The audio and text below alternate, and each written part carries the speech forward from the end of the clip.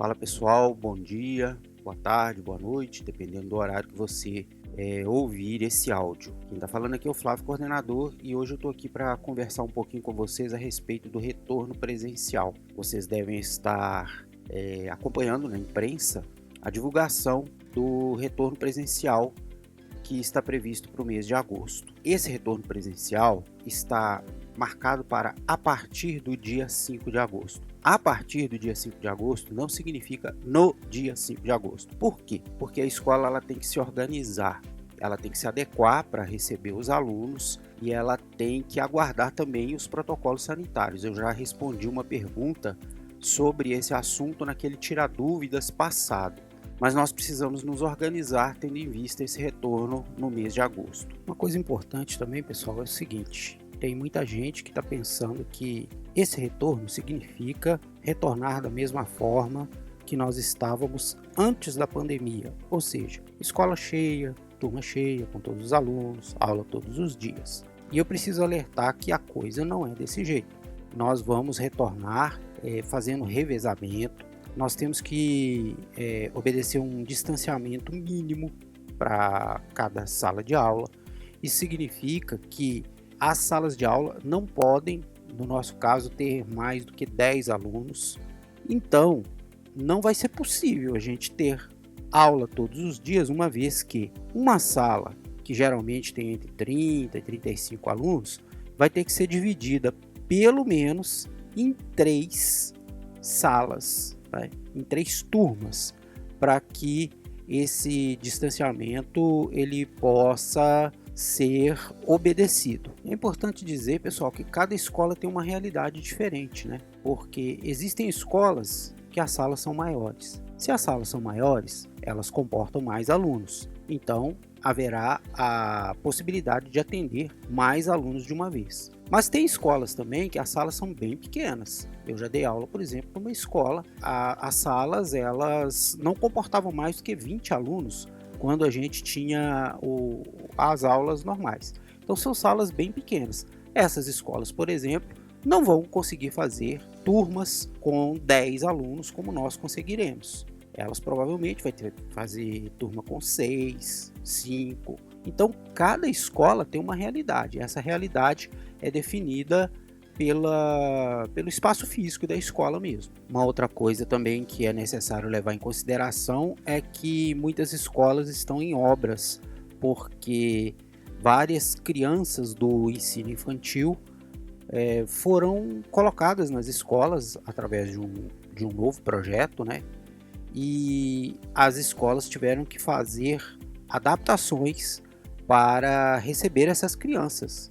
Eu não posso colocar uma criança de 4, 5 anos na mesma carteira que um aluno de 12 anos estuda, As salas são diferentes, todo o material é diferente, os banheiros são diferentes. Então estão sendo feitas obras para adequar as escolas a esse perfil de aluno que está chegando na escola, que são as criancinhas.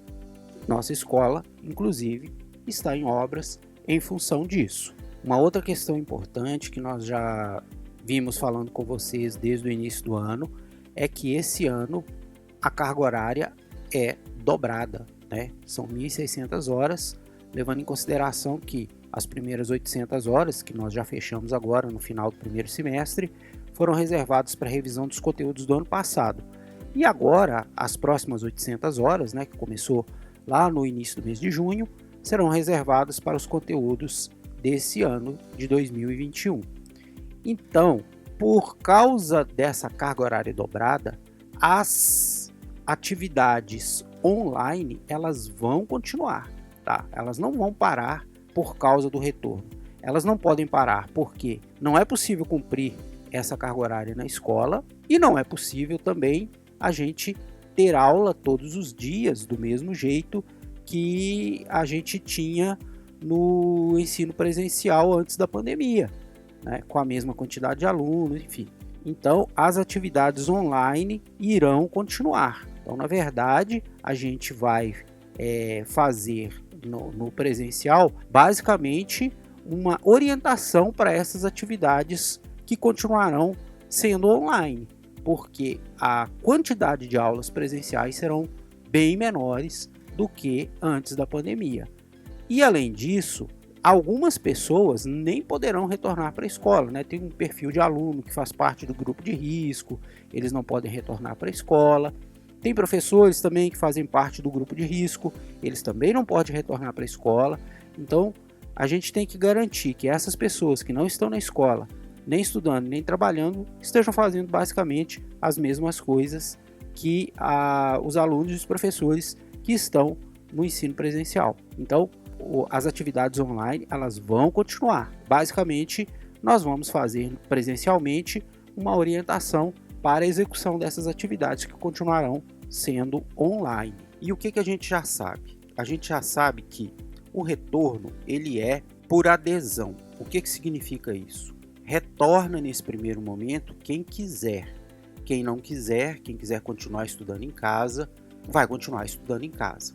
Quem retornar tem que assinar, né? Na verdade não é o aluno que assina, é o pai, é o responsável, tem que assinar um termo de compromisso, um termo de responsabilidade, garantindo que o aluno vai seguir as determinações do protocolo de retorno. Essa assinatura ela é obrigatória, só pode retornar os alunos cujos pais assinarem esse protocolo. Foi assim no primeiro ciclo, foi assim no segundo ciclo e também vai ser no terceiro ciclo. Nós ainda não temos data, não sabemos exatamente como que vai ser a organização para fazer essas assinaturas, enfim.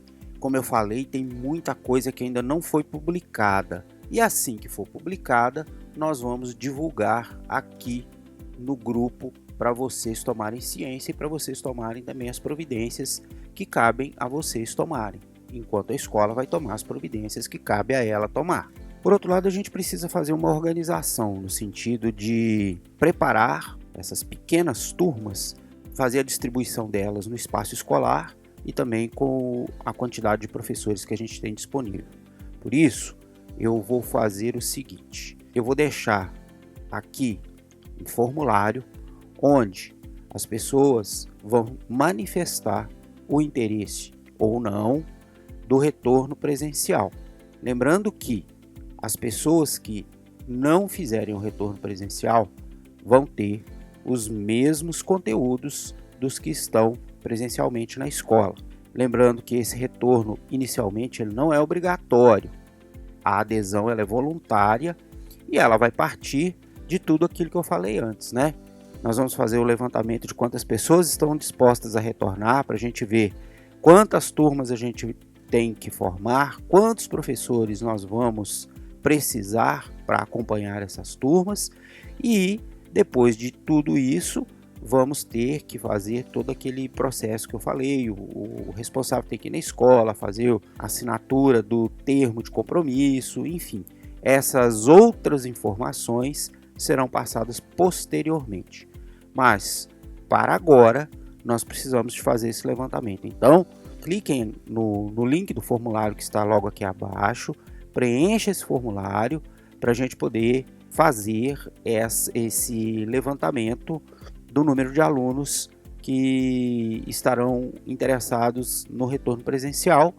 E aí a gente vai fazer a distribuição das turmas e aí assim que sair novas orientações a respeito do retorno que serão publicados pela prefeitura, assim que sair o protocolo sanitário, a gente também, do mesmo jeito que estamos fazendo agora, vai publicar aqui no grupo para que vocês tomem ciência e tomem as providências necessárias também. Então é isso, pessoal. Estou deixando o link do formulário aqui embaixo. Esse formulário deve ser preenchido pelo responsável, não é pelo aluno, porque é o responsável, inclusive, que depois vai ter que ir na escola assinar o termo de compromisso.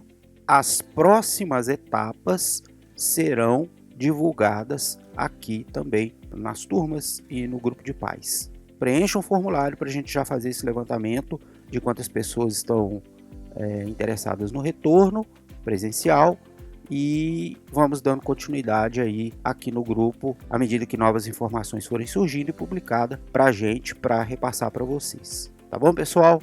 Um grande abraço a todos, se cuidem, fiquem com Deus e até a próxima.